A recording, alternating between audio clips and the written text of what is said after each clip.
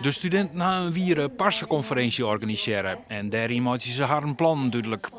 En dat hebben we vervolgens dan weer in een jaarplanning gemaakt.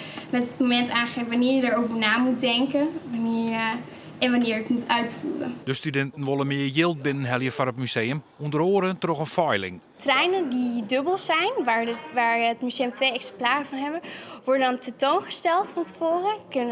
Komen er kijkdagen, dat mensen de treinen kunnen komen bekijken. En met dat geld wat dat oplevert, kan het museum weer gebruiken voor aanpassingen en bekendheid, maar ook opknappingen.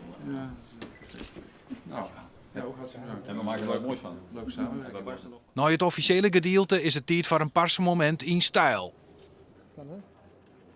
Bij het museum hopen ze dat de gearworking met de Friese Poort meer bezoekers opsmieten zal. Alle jaren komen er nou zo'n 14.000 mensen. En dat vinden ze bij het museum te min. Wij hebben ooit op 20.000 bezoekers gezeten en die kant willen we eigenlijk wel gebruiken. Dan moet er nevens de studenten wel wat gebeuren. De boetenkant moet onsprekender, mooi vlaggen. En de ontvangst bij de entree moet beter. En kijk naar je website, kijk naar je Twitter, kijk naar je Facebook. Nou, dat zijn allemaal dingen waar wij gewoon onvoldoende mee doen. Onze studenten zult net lezen. Ze gaan een soort nog om aan de slag te gaan.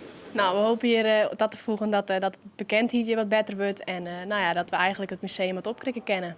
Ja, het is een hele uitdaging. Als je binnenkomt, dan wist ik net goed wat ze verwachten moest. En dan ben ik wel blij dat ik de hand uit de mouwen steek en dan de slag kan.